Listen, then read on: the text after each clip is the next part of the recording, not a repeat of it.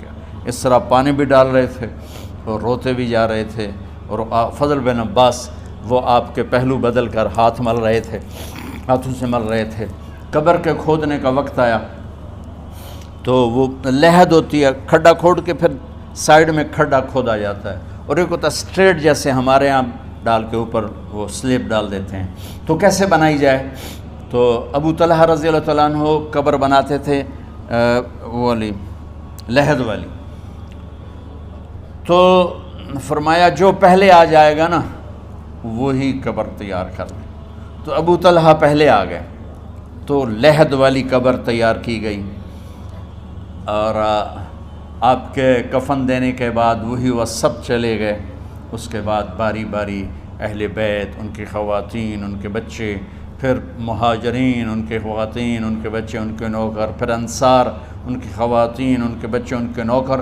تو پیر اور منگل یہ 2 دن سارے گزر گئے، اور منگل کو عشاء کے بعد جا کر یعنی بدھ کی رات آپ کی تدفین کا وقت آیا۔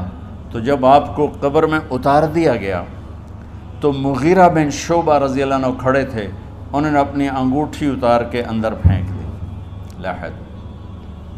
تو پھر کہنے لگے علی یہ میری انگوٹھی نیچے گر گئی ہے، اٹھا لوں؟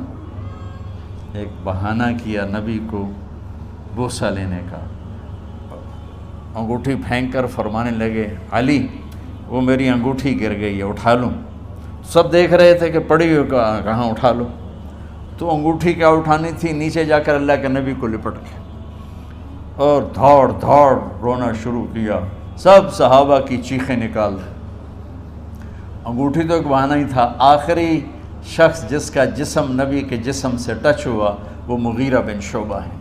تو پھر سب نے شور مچایا کہ باہر نکالو، باہر نکالو، باہر نکلو، باہر نکلے۔ تو اینٹیں لگائی گئیں، پھر مٹی ڈالی گئی۔ تو جب واپسی ہوئی تو حضرت انس گزرے تو حضرت فاطمہ کھڑی تھیں، طابت نفوسکم ان حسیتم علی رسول اللہ التراب، انس کس جگر کے ساتھ تم نے نبی کو مٹی میں چھپا دیا، کس جگر کے ساتھ تم نے نبی کو مٹی میں چھپا دیا۔